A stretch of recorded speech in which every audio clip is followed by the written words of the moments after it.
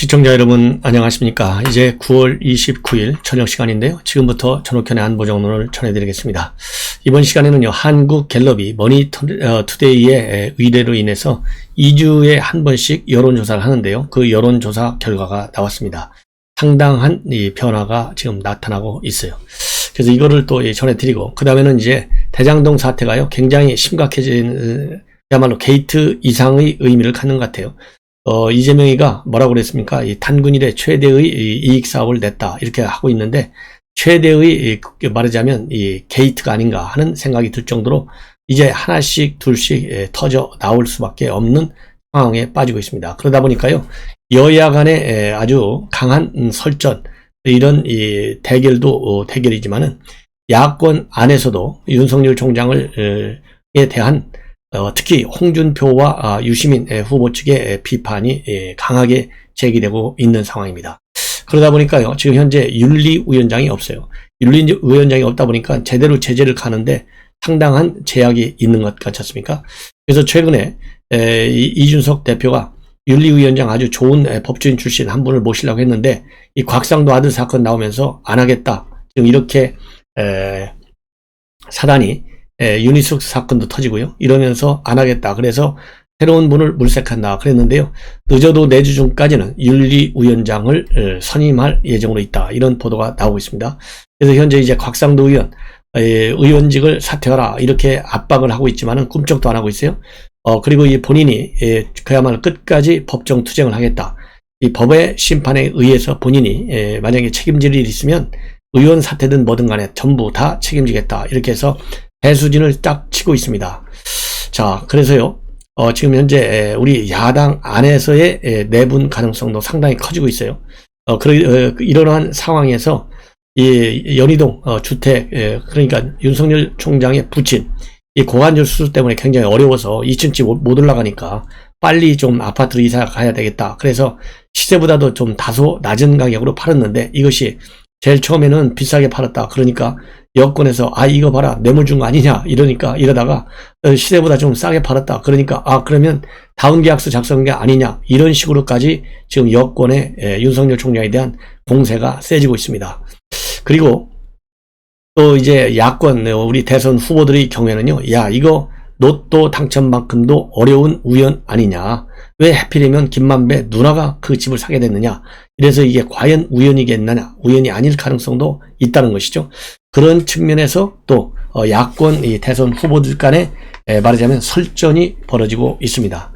그러다 보니까요, 윤석열 총장 우선 이재명에 대해서는 왜 이걸 깔끔하다고 그러면서 특검을 받지 않느냐, 특검 안 받는다는 것은 말이 안 된다. 그러면서요, 특검을 빨리 받아라. 그래서 2016년도에 국정농단 사태처럼 검찰이 이제 쭉 지금 수사를 지금 이제 오늘부터 본격화됐는데요. 특수본을 만들어가지고 이 검찰이 수사하다가 특검이 만들어지면 그때 특검한테 넘기면 될 것 아니냐. 이런 이 특검 안을 강력히 지금 주장하고 나섰어요.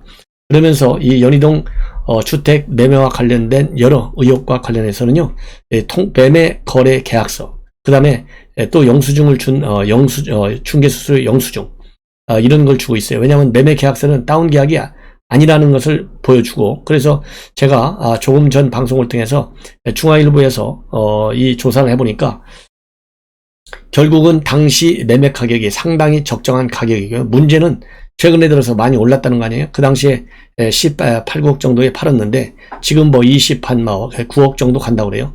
한 뭐 거의 배 가까이 오르다 보니까. 그런데 이거는 지금 뭐 서울뿐만 아니라 전국 집값이요, 문재인 정권 들어와서 2배 이상 뛰었어요. 이러다 보니까 그 시장 가격에 의해서 가격이 뛴 것이니까 그만큼 이 이익 폭이 수익을 그러니까 많이 난 거나 마찬가지인데, 이거는 그리고 또 이제 또 세금을 또 뭐 한 거 아니냐, 이런 의혹도 나오는데, 그래서 이게 다운 계약서 쓴 건 아니냐, 이런 얘기가 나오는데, 45년간 말하자면 연세도 많으신 노인 양반이 집을 거주했는데 그게 무슨 다운 계약서 쓸 게 뭐 있겠어요? 지금 아무리 세금이 올라도 1주택자의 경우에는 또 이 65세 이상이 넘으면 세금이 많이 다운되잖아요. 그러니까 45세가 됐으니까 45년간이나 가졌으니까 여기에서 무슨 세금 등등 해가지고 다운계약서를 쓰겠느냐. 그리고 직접 뭐 뇌물을 받을 정도가 된다. 그러면은 중개 매매 수수료가 왜 들어가겠냐. 그러면서요. 매매계약서 중개 수수료 든 영수증, 그 다음에 통장까지 전부 다 공개를 하고 있어요. 이렇게 해서 윤석열 총장의 경우에는 전혀 그야말로 우연히 부동산에 이 집을 사러 온 사람한테 팔았을 뿐이다. 이렇게 해서 자세하게 설명을 지금 내놓고 있습니다. 그리고 이 중도금은 2010 그러니까 9년도에 19년도 그러니까 19년도 5월 10일 날 2억 원에, 그 다음에 5월 30일 날 7억 7천만 원에, 6월 3일 날 5천만 원이 각각 전달됐고요. 잔금은 7월 2일 날 7억 원을 다 내가지고 결국은 통장에 나와 있는 매매 대금이 18억 원, 이렇게 19억 원요. 19억 원인 것으로 그렇게 나타나고 있어요. 그리고 4월 12일 날 첫 매수자로부터 계약금 1억 8천만 원을 받았는데 이것은 수표로 받아가지고 4월 15일 날 이 통장에, 그러니까 윤기중 명예교수의 통장에 입금된 것으로 그렇게 딱 나와 있습니다. 그리고요, 계약서상의 작성 일자는 2019년도 4월 30일인데 실제 계약일은 2019년도 4월 12일로 이렇게 되어 있는데 이거 어떻게 된 거냐? 이게 이제 언론에서 당연히 문제 제기를 하지 않습니까? 그러니까 계약 체결 과정에서 이 김만배 씨의 누나가 최초에는 개인 명의로 사겠다 했다가 나중에는 법인 명의로 사겠다 이렇게 번복을 하고 또다시 개인 명의로 사겠다 이런 과정에서 계약서 작성 일자가 늦춰진 때문이다. 이렇게 밝히고 있습니다. 그리고 이제 캠프 측에서도요, 이 자세하게 밝히고 있어요. 그래서 이 고관절 문제로 시급히 이사를 해야 되기 때문에 아파트의 등기일자가 19년 6월 12일 대금은 연희종 집을 판 계약금과 중도금으로 지급하였고 자금 원의 의문의 소지가 전혀 없다. 4월 12일 날 연희동 집을 매도하는 계약을 체결하자마자 4월 15일 남가자동 아파트를 매수하는 계약을 체결했으므로 어떤 의혹도 있을 수 없다. 이렇게 입장을 밝히고 있고요. 처음엔 시세보다 높게 사줘서 뇌물이라고 하더니 시세보다 낮은 가격에 매매한 것이 밝혀지니까 다시 다운계약서 의혹까지 제기하고 있으니 참 터무니없다. 시세보다 낮춘 다운계약서 작성은 세금을 내지 않기 위해서인데 45년 장기 거주했기 때문에 그럴 이유도 없었다. 그리고요, 이 김만배와 윤석열 총장과의 친분 관계에 관해서는 김만배가 오랫동안 법조 출입을 했기 때문에 안면 정도는 있다. 그러나 개인적으로 전화하거나 만나는 사이가 아니며 친분이 전혀 없다. 이렇게 강조하고 있습니다. 그러면서 최근 10년 이상 사석에서 본 적이 없고 개인적으로 전혀 연락하지 않는 사이고 뇌물 운운하는 것은 명백한 허위사실이다. 김의겸 의원은 윤석열 후보가 김만배 기자와 형 동생하는 사이라고 허위 사실을 유포하였으므로 강력한 법적 조치를 취하겠다. 저도요, 이 김의겸 의원이 그야말로 이 형 동생 하는 사이인 정도로 굉장히 가깝다. 이렇게 밝혔고요. 윤석열 총장이 또 언론에 밝힌 내용은 다르기 때문에 이것을 바로 잡기 위해서는 빨리 고발 조치하는 길밖에 없다. 이렇게 판단했는데 이 캠프 측에서도요, 고발하는 걸로 정한 것 같습니다. 그리고 오늘 윤석열 총장이 말이죠, 이 병장들하고 이 밀리터리 토크를 하고 나서 기자들 만나가지고요, 김만배 누나가 샀다고 하는 것은 처음 들었다. 그러면서 그게 무슨 소리야? 이런 이 반응을 보였다고 해요. 그러면 윤석열 총장의 성격 알잖아요. 이 윤석열 총장이 이거 오늘 처음 들었네 이렇게 얘기할 정도가 되면 어젯밤에 이 얘기를 듣고 깜짝 놀랐다는 거 아니겠습니까? 그야말로 자신 있기 때문에 꺼리낄 게 없기 때문에 이렇게 그러면서 얘기를 한 것이 아니냐 이런 생각이 들고요. 그리고 이 김의겸이가 얘기하는 뭐 형님 동생 했다. 그거야 뭐 솔직히 형님 동생 한다고 다 뇌물성 있고 형님 동생 한다고 다 부정한 거래가 있나요? 그렇게 대한민국이 뭐 이상한 나라 아니지 않습니까? 그야말로 신뢰 관계가 있으면 형님 동생 할 수 있는 것이지 신뢰 관계를 갖다가 이 부정한 관계로 몰아친다. 그러면은 지금 형님 동생 이 피로 맺어진 형님 동생이 아니면서 형님 동생 하는 사람이 없는 사람, 그것이 오히려 더 이상한 거 아니겠어요? 대인관계 면에서. 그래서 형님 동생이다 라고 하는 걸 가지고 부정이 있을 수 있다 라고 단정하는 김의겸식 사고방식에 대해서는 이 사람도 이재명 같이 머리가 좀 이상한 것 아니냐, 저는 그렇게밖에 해석이 안 되는 것 같아요. 자, 그래서 이번 연희동 사건이 여야 그리고 야권 안에서 지금 많은 논란을 야기하고 있고요. 그러다 보니까 국민의힘 내부에서도 이거 좀 뭔가 이상하지 않느냐 이런 지금이 좀 당혹감이 비춰지고 있다. 이런 보도도 나오고 있습니다. 자, 이렇게 해서요, 이 얘기를 하고, 그 다음에 이제 더 중요한 얘기는 바로 뭐냐. 이러다 보니까요, 오늘 이제, 죄송합니다. 이준석 대표가요, 대장동 현장을 갔어요. 현장을 가가지고, 이제 기자들하고도 얘기도 하고, 또 입장문에 현장에 가서도 얘기하고, 또 페북에 대해서도 입장을 내놨는데요. 오늘 이재명이가 먼저 불을 질렀어요. 한마디로 이준석 대표에 대해서는 봉고파직하겠다. 봉고파직이라는 말은 굉장히 어려운 말인데, 뭐 이 무식한 사람들이 이 어려운 말을 쓰는 것 같기도 하고, 봉고파직은요, 이 공무원들 사이에서는 그래도 좀 알죠. 죄를 저지른 관리를 파면하고 관고를 잠근다는 뜻의 보사성어입니다. 그리고 또 김기현 원내대표에 대해서는요, 우일이한치라는 말을 썼어요. 우일이한치. 이거는 아주 중죄를 지은 사람을 갖다가 이 외딴 곳에다가 유배를 보내가지고 그 유배지 집 주변에 가시울타를 쳐서 못 도망가게 만드는 조선시대의 형벌입니다. 그래서 대장동 초기부터, 이 의혹 초기부터, 이 야권 인사들이 이렇게 공세를 치려니까, 이준석에 대해서는 봉고파직하겠다. 그리고, 김기현에 대해서는 봉고파직 플러스 우일이 안치하겠다. 이렇게까지, 이거는 뭐, 막말 수준의 극단적인 용어를 동원해서 원색 비난을 하는 겁니다. 그래서요, 이런 이제 비판을 쭉 하고 있는 거예요.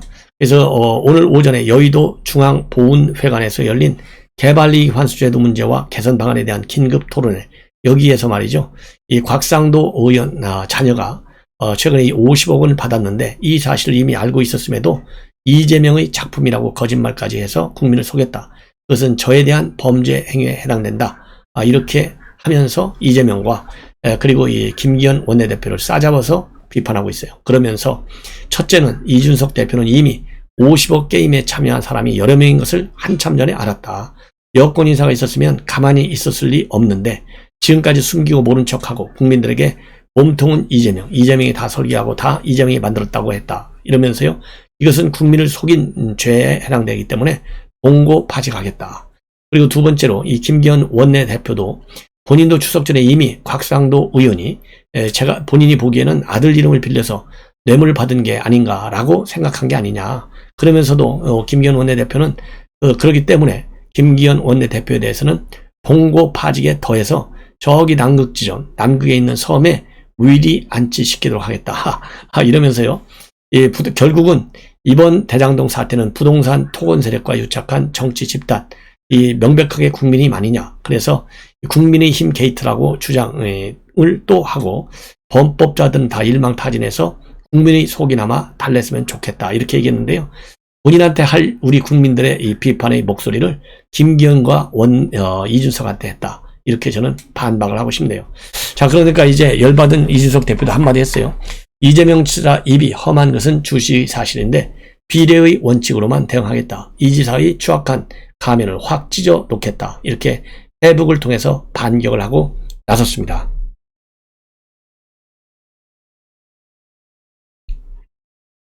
그래서 이 봉고파직을 언급한 이 지사를 향해서 난사를 시작했다. 대장동 설계자를 자처하더니 마음이 급해지셨나 보다. 이렇게 비판을 하고 있고요. 김기현 원내대표도 이재명이는 정상적인 사고를 하는 지도자가 아닌 것 같다. 대선 후보로 나서기 전에 인성과 개념부터 챙겨라. 최근에 이재명 지사를 보면 대통령이 돼서 나는 폭군이 되겠다고 선전포고하고 있는 것 같다. 그리고 이 지사의 막말 대잔치에 섬뜩함을 느낀다. 예. 그래서 그 언행과 태도가 다시 한번 정난하게 드러나고 있는 것 같다. 그러면서 특검을 또 한번 주장을 했습니다. 자, 이렇게 해서요, 이재명 지사와 이제 우리 국민의힘 지도부 간에 말하자면 험악한 설전이 벌어지고 있습니다. 그리고 오늘 판교 대장지구 현장을 방문해가지고 이준석 대표는 이재명 지사가 했던 판단들로 인해서 수익을 받은 주체, 손실을 입은 주체가 누군지를 보면 이 사건이 어떻게 진행된 것인지 합리적 추론이 가능하다. 이렇게 밝히고요. 이익을 얻은 분들도 또 행정 판단했던 분들도 명확한 것이라면서 민간 시행사인 화천대유와 그다음에 이재명 사이의 유착관계를 분명히 뭔가 있을 것이다. 이렇게 유착관계를 부각시켰어요. 그러면서 검찰은 설계자가 또 다른 기만술과 변명을 생각해내기 전에 빨리 수사하는 적극성을 보여달라. 이런 입장을 내놨습니다. 자, 자, 그리고서요, 결국 설계자로서 이 지사는 행정가로서의 무능이나 부패냐의 기로에 놓인 것이다. 얕은 변명으로 일관 말고 제대로 된 해명을 내놔야 한다. 이렇게 밝혔습니다.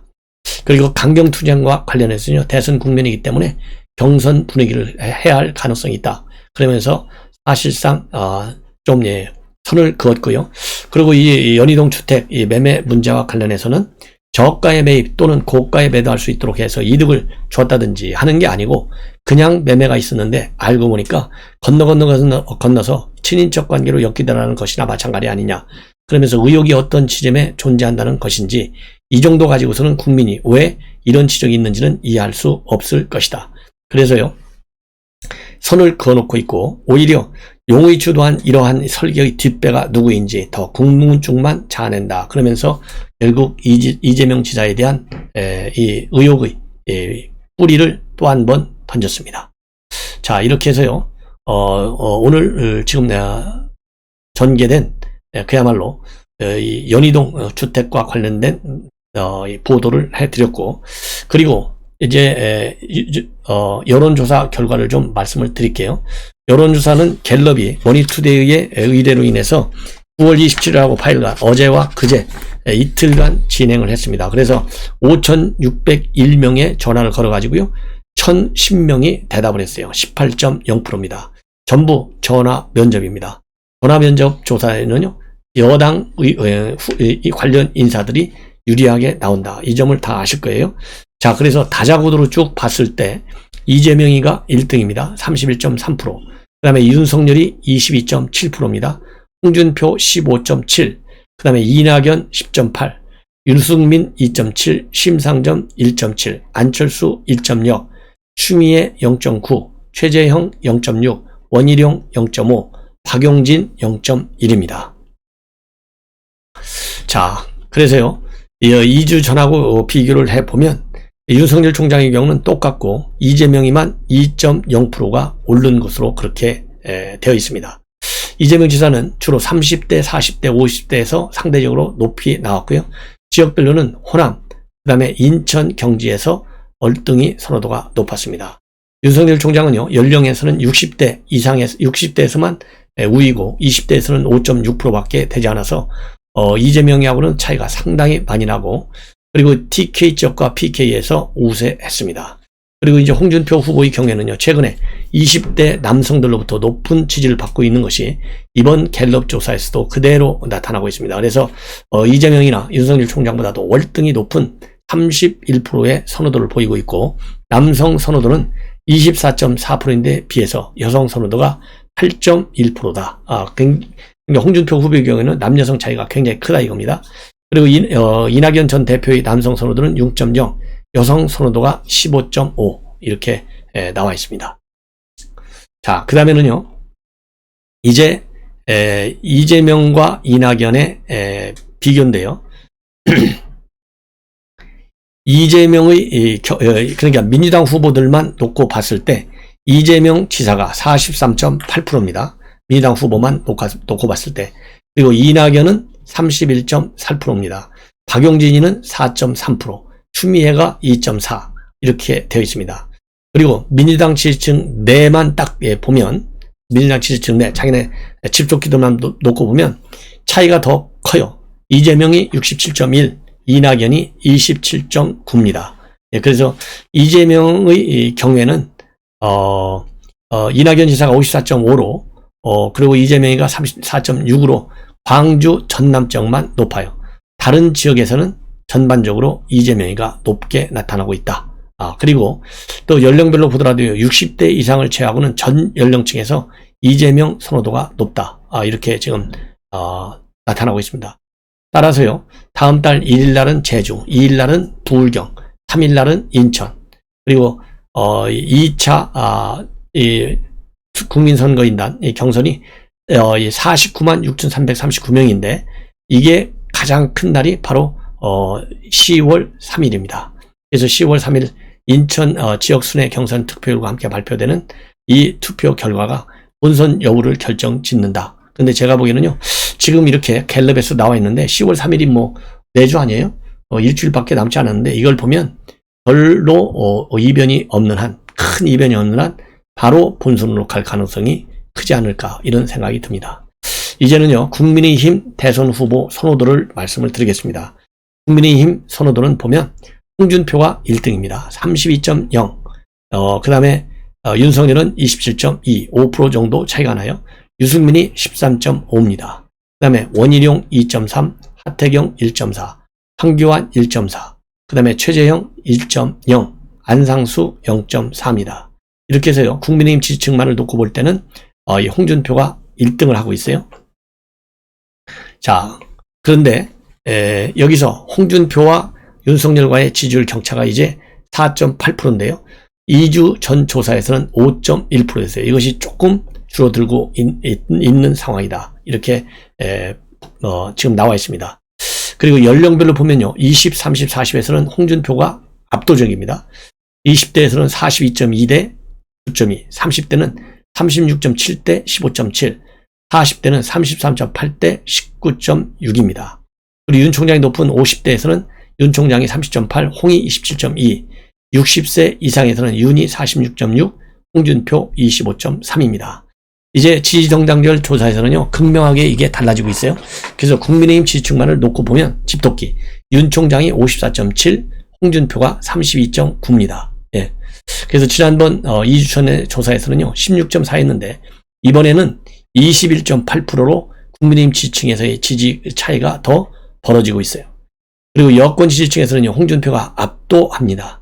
더불어민주당은 먼저 홍을 말씀드리면 37.1대 10.6, 열린민주당은 34.1대 13.5, 그리고 정의당은 21.2대 윤석열 6입니다. 그리고 무당층에서도요, 홍준표가 높아요. 22.9대 윤석열 14.3입니다. 유승민은 민주당에서 19.3, 열린민주당이 10.7, 이렇게 해서 윤 총장보다 높아요. 그리고 정치 성향별 결과를 보면요, 보수에서는 윤석열 총장이, 그리고 진보와 중도에서는 홍준표가 앞섭니다.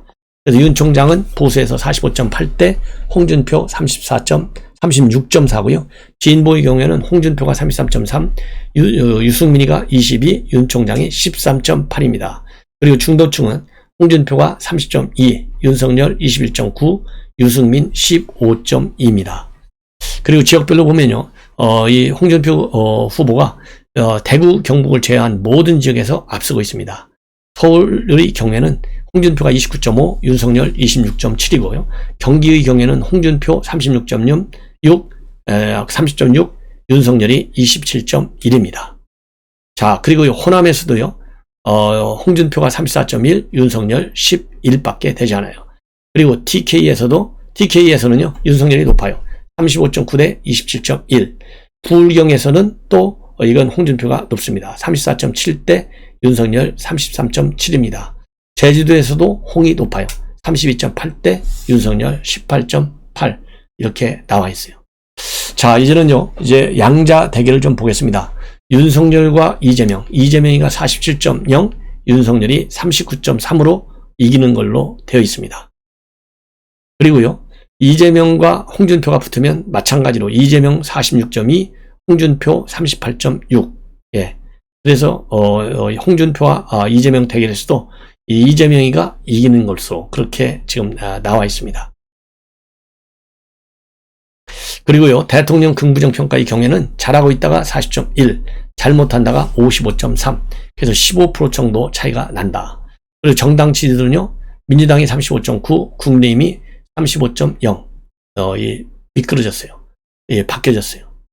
자, 이렇게 바뀌어지게 된 결정적 원인은 바로 이번 곽상도 아들 사건 때문이다. 이렇게 갤럽 측에서는 보고 있습니다.